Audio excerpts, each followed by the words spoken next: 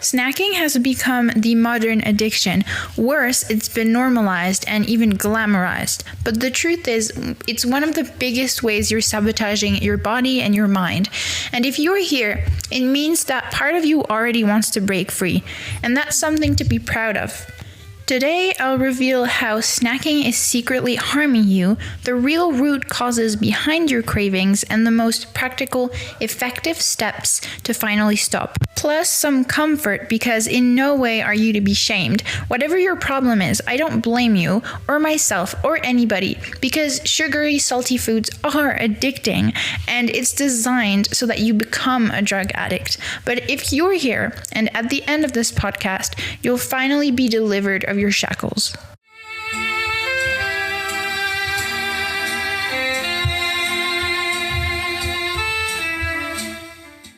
It's Nova, and you're listening to the Supernova Shift podcast. I hate long intros as an INTJ formalist, so let's go. Our purpose today is clear. 1, find out why it's so normalized.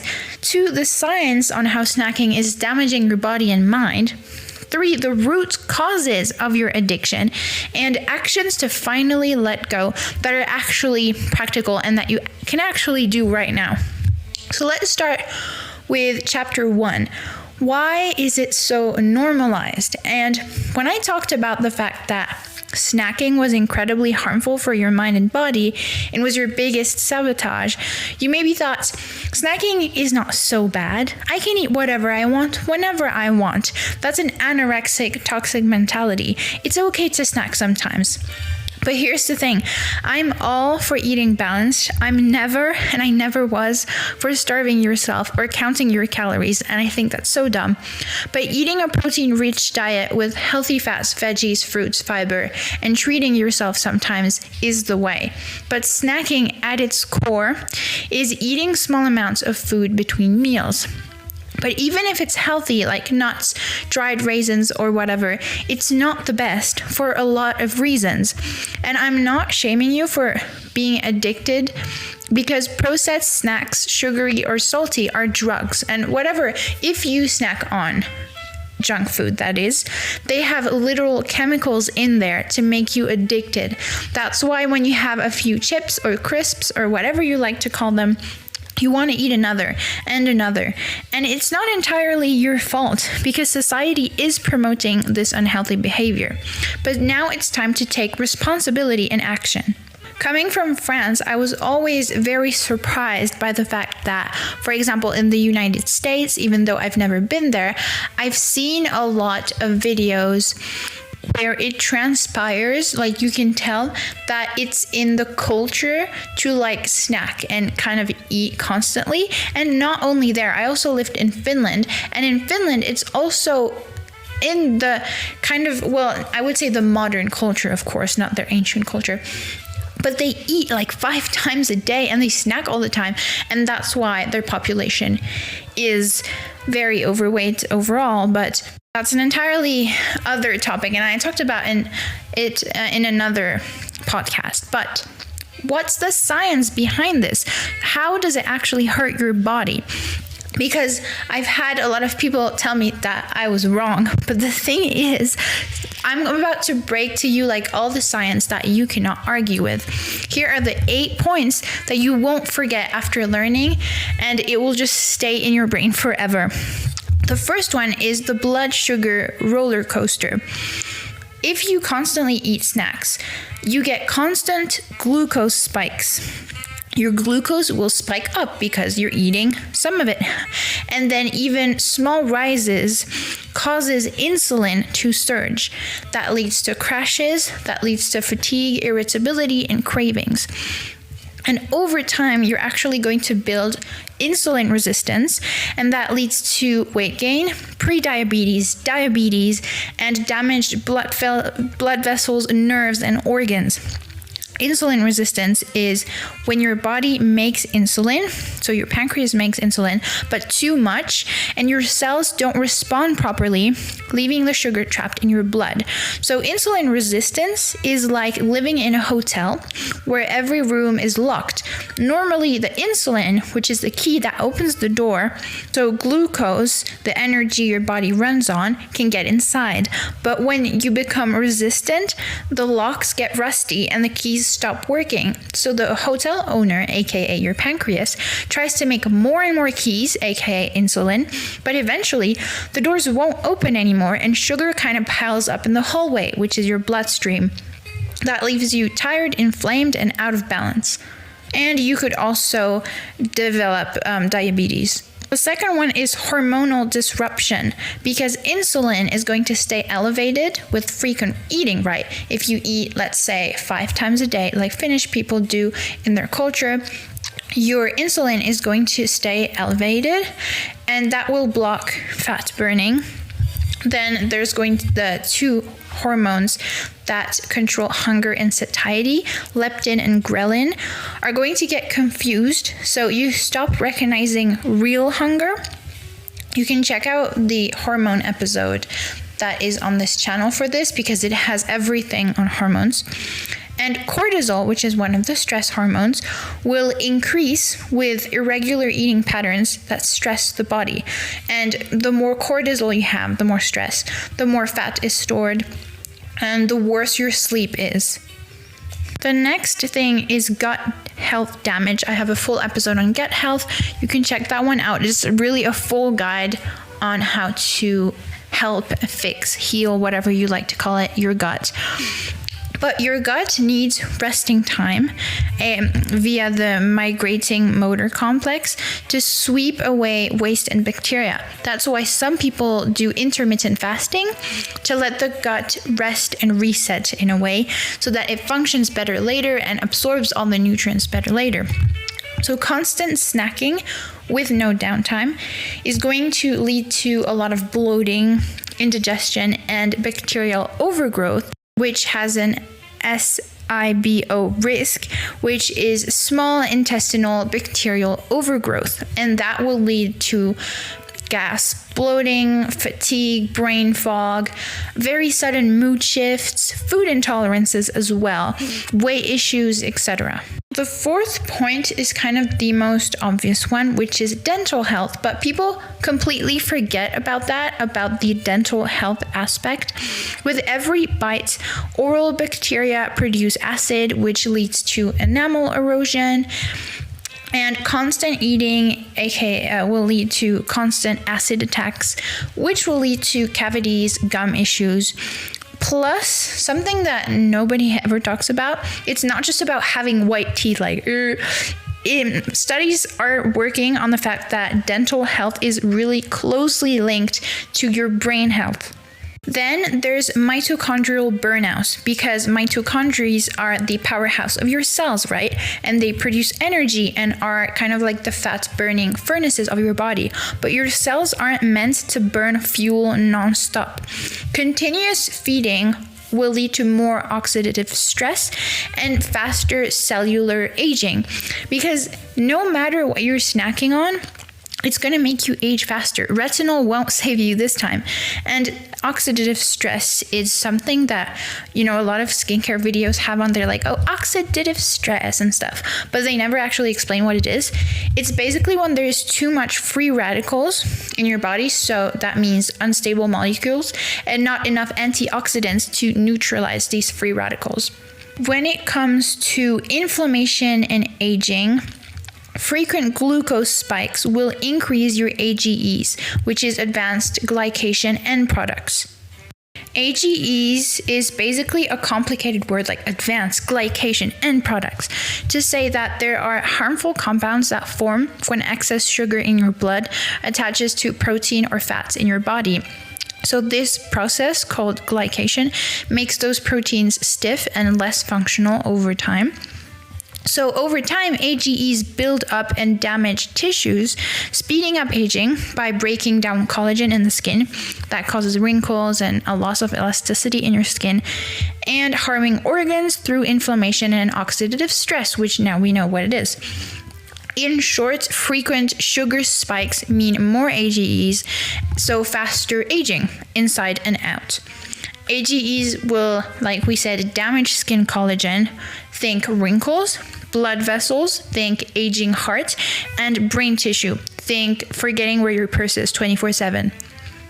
The next thing, which is the 7th tip, you might be thinking at this point, you're like, okay, Nova, we get it, snacking is bad, but bear with me here, I just have 2 more things. The next thing is mental performance and focus. Snacking gives you frequent dopamine hits, so it's an easy way to get that feeling of pleasure. But the thing is, you get less sensitivity to it, so lower motivation and drive in the long run. Glucose spikes plus glucose crashes, which happens afterwards, will impair your memory, attention, learning abilities. Snacking literally fries your brain, especially when it comes to processed foods. Like eating an apple if you're hungry before your workout, it's not gonna hurt. You get me. Like before your workout, for example, I'll have 3 meals a day, like breakfast, lunch, and dinner, and then I'll eat like a little bowl of microwaved oatmeal with like a banana before my workout because I need the fuel, you know? But snacking is kind of different. It's just like because of boredom or some negative emotion or something, you're eating something processed, like you're kind of, or you know, it could be anything else. You're kind of like nibbling on it, and then it becomes a habit. Then you do it all the time, and that's when it becomes harmful. The last thing we got there is sleep problems, because evening snacking will result in higher nighttime insulin. It will block your melatonin and will lead to poor sleep quality. That's why not even evening snacking, but like eating dinner really late is not good at all. Or having a kind of like night snack, you know, snack before you go to bed. That's like the worst thing you could do. Because obviously if you have poor sleep quality, that's going to sabotage your entire life, especially since not having enough sleep disrupts your hormones, and your hormones rule the game, like I said in one of my episodes. Poor sleep also worsens hunger signals. Ghrelin for hunger goes up and leptin for satiety goes down. So the 2 hormones, ghrelin and leptin. At this point, you're probably mad at me like, yes, we get it, snacking is bad. I'm not trying to shame you at all. I just wanted to give you these so that it's like engraved in your mind. So now you just don't want to snack anymore because you know what it does to your body. And you're probably thinking like, I know it's bad, but it's not like it's easy to stop. I can't just snap my fingers and instantly achieve this. Well, I'm going to give you 5 root causes why you might feel like it's impossible for you to stop. And once you've narrowed down your personal root cause, you can take actions with the things that I'm going to give you. So here are the 5 chapters so that you can skip around to your root cause if you already kind of know what it is. First, we have it's a psychological issue.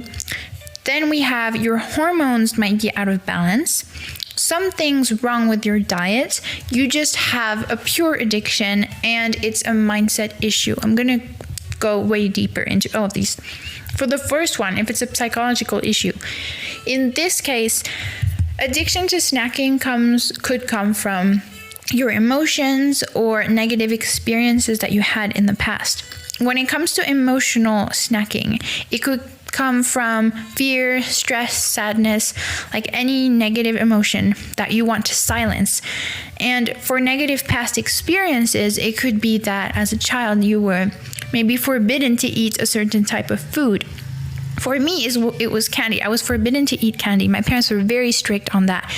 And so when I would go to a party or something, I would eat more than others might, because I don't know, there was this subconscious part of me that was like, wow, I'm allowed to do it now. Like, I'm allowed to eat it. I wouldn't snack on it, but if it was available, I would eat it. But for you, it could be like any type of food at all. Maybe there's a type of food that reminds you of your childhood, so you want to eat it to kind of like go back to your childhood. Maybe there's a food that is linked to a certain feeling, like maybe when you eat a specific type of dessert, you think of a person you love or something like that. There's also eating from boredom, which I feel like is really common because you don't have to be depressed to constantly snack or, have all these negative bottled up emotions. You could just be bored. I have no shame to say that there was 1 year in my life where I had just moved to the other side of the globe and I felt lost. I had no purpose, no drive, no clear goals. So I got into the habit of snacking, not necessarily unhealthy foods, but eating like random little things, like nibbling on them outside of meals, and that made it unhealthy. Just like a few nuts or a cracker, but if it's all the time and it becomes a habit, then it becomes unhealthy. The two solutions here, well, actually not two, I have 3 solutions. If your problem is eating out of emotion, try and pause when you feel the negative emotion arise. You need to become conscious of your emotions instead of suppressing them. It could be a mindfulness issue, like you're not actually paying attention to your emotions and you're shoving them away. You're suppressing them. So if after coming home you feel incredibly stressed out and the first thing you do is compulsively grab something to nibble on, you need to pause and realize and feel the emotion. I highly recommend reading The Power of Now for this, or meditating. I have an entire episode, an entire guide on meditation if you want to check it out. If your problem is eating out of boredom, the solution is that you need to discover yourself more. Like if when you come home, you don't have anything to do other than school or work, if you don't have anything personal that you're passionate about, you need to discover like what are your passions, what are your hobbies, what drives you, what interests you, what you think is your purpose in life.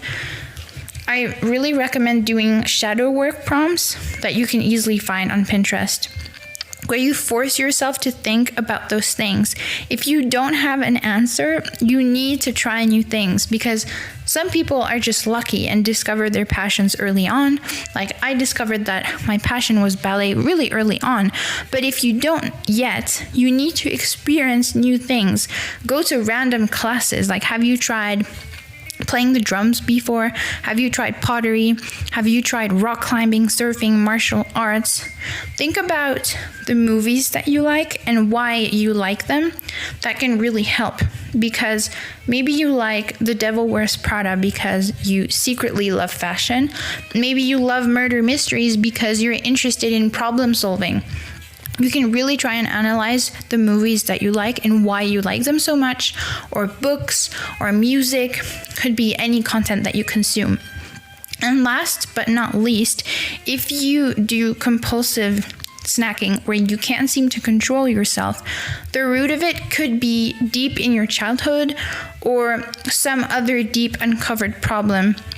And honestly, the solution here is therapy, because when you have a behavior like compulsive snacking and things like that, it's usually about more than just food. When you can't control yourself, like you can't trust yourself, you don't have enough discipline to stop yourself, there's probably more than just, it's probably about more than just food. The second root cause is that your hormones are out of balance. If you listened to the hormone episode that we have on this channel, you know about leptin and ghrelin that control both satiety and hunger. Your hormones could be out of balance because of stress or diet or medications or underlying health conditions like diabetes. There's also a lot of other factors that could explain why your hormones are out of balance, like poor sleep, like we said before, or even environmental toxins like BPAs, pesticides, or household cleaners.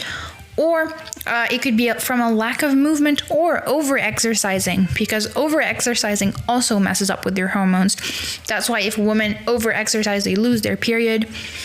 All these things can lead to hormonal imbalance. But when your hormones are out of balance, especially leptin and ghrelin, your hunger satiety ratio is going to be messed up. So you'll have really strong cravings. I have an entire episode on hormones called Hormones Rule the Game, Success Blueprint for Peak Health and Performance. I break down your hormones, how they work, how they affect your well-being, signs that they're out of balance in your body, and key habits that are really easy, really practical to hack them, dedicated to women. If your problem is hormonal imbalance, you have a complete guide on my channel on how to fix them. So then hopefully after listening to that complete guide, you'll be good to go. The third root cause is that something is wrong with your diet. If your diet consists of lots of protein, minimum 30 grams per meal, like a chicken breast or a can of tuna are great 30-gram examples. Veggies, whole grains, and some healthy fats. Healthy fats are really important and underrated because you need healthy fats to be healthy. Like they're not the ones that are going to make you gain weight. Like olive oil, omega-3s, in fish or avocado, nuts, seeds, eggs. You won't have hunger problems outside of meals. Especially if you eat protein and healthy fats, if you have enough of those, you won't be hungry outside of meals. If you're hungry 2 hours after a meal, it's very likely you didn't get either enough protein or healthy fats for your body weight, muscle mass, etc. So many people are under eating protein and think that you need so much less than you actually need.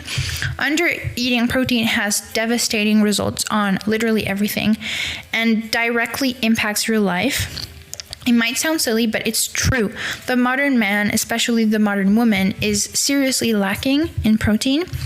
And if you need a complete guide on protein, once again, I have a podcast dedicated entirely to that on my channel. And it's called Undereating Protein Sabotages Your Body, the ultimate practical guide to fix it. It's a full breakdown of the key benefits of protein, the dangers of not eating enough, the myths around it that need to die, and the practical ways that you can include more protein, animal or plant-based, in your diet. So you have a step-by-step guide where you just complete everything in order. And I also explore studies about protein powders as a bonus and so much more. I think there's even like bullet journal prompts, stuff like that. The fourth root cause could be that you just have a pure addiction. So many people nowadays have normalized randomly snacking on chips or salty processed foods or candy or sugary drinks, and it's even considered cool.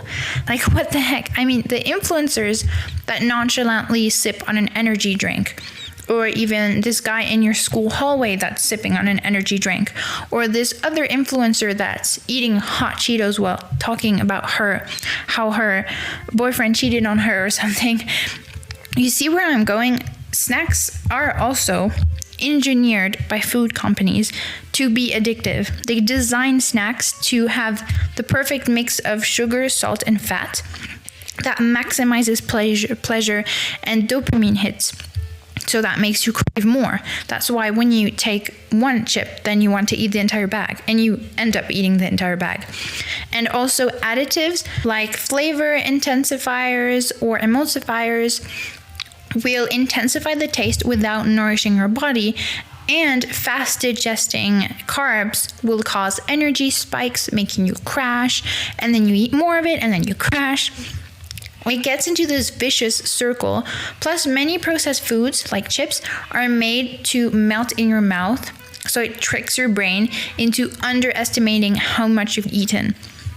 Over time, this cycle forms a really strong habit loop where junk food becomes tied to comfort, stress, relief, or boredom. But also any food. It doesn't have to be junk food, because I don't like categorizing like what's junk food and what's not. I think processed foods like candy, that's definitely junk. It's literally glucose syrup with a fake taste and a fake color and like a fake texture. But when it comes to, homemade chocolate cake, I wouldn't call that junk food. But, if there might be a certain dessert that forms a strong habit loop where you associate it with comfort. It's like that with a lot of people when you think about it. That's why I don't blame you or myself or anybody because junk food is designed by companies to be addicting. It's engineered so that you become a drug addict. The solution here is the hardest and the toughest, in my opinion. You need motivation to stop. You have to make the active decision to not purchase these snacks when you're in the store. If at first you can't stop snacking on unhealthy foods, start snacking on healthy alternatives like blueberries and grapes. These fruits feel like candy, at least to me. It's like you pop them in your mouth and it tastes sweet. You can make frozen honey yogurt bark, and then as you go, completely stop. But you need the motivation. Plus, once you stopped snacking entirely after, I'd say, 1 or 2 weeks, you'll feel the difference, and it will manifest in your mood. The last root cause in this episode is the fact that it's a mindset issue. When I say mindset, I mean that if you have a negative perception of your body or in food in general, that's what I mean by mindset. Your mindset towards your body and food. There's several ways to this. Maybe society made you believe that you should be smaller than you are, and you eat less at meals or even skip them because you think it's going to make you gain weight. But in the end, you snack in between meals because you're starving. And that happened to me before. Like 2 years ago, I had a really bad relationship with food and my body, but I had the literal thoughts of an anorexic, and I would do exactly that. I would skip breakfast and eat very little at meals, but then I would be starving in between meals, and I couldn't help but snack on random things. So maybe you'll end up losing weight, which I do not recommend. Don't do this. But you might not gain weight, but in the inside it's going to hurt your body so much. It's going to disrupt your hormones and just your health. It's going to disrupt your health so much. There's more to life than just being skinny, trust me. And if you have a hurtful relationship with your body and food, please, I beg you to ask for help, because so many people do nowadays. I have an entire episode on reframing body image, which is called Listen to This to Finally Love Your Body. And in it, I said that mostly girls suffered from this, but I retract my words.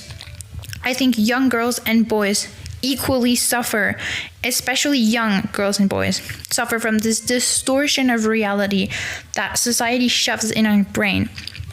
I learned from one of my friends that in the guy group, one of the guys was strictly counting his calories, and if he ate something like pizza, he would go biking afterwards to burn the calories. Like, how ridiculous is that? This other guy was, or should I say is still, obsessed with gaining muscle, like gaining muscle 24/7, and starves himself as well. And honestly, this mindset is such a plague. So many people have distorted views of their bodies and food, and just it's such a harmful mindset. And a lot of people think like that. And if you struggle with that, please talk to someone, get help without shame. Work on reframing your mindset, because I was there and I felt miserable. And I know what it feels like. At some point, I remember having the feeling that I wanted it to stop. I wanted it. I was so tired of centering my entire life about my body and how it looked like, because it doesn't matter at all. So please, if you struggle with that, you have to take action. Even if one of your friends is suffering, or your best friend, or your parents, your family, whatever, please help them. Sadly, it's already the end of this episode. I would love for you to comment down below how it helped you, what resonated with you, and just share your thoughts in general, your personal stories. I would love to hear this. Remember, this episode is available on both YouTube and Spotify, and that my Instagram has all the bullet journal, healthy recipes, inspiration, and motivational quotes to boost your growth. I'll see you next Monday for a brand new episode, same place, same time, for another meticulously curated guide on a self-growth topic.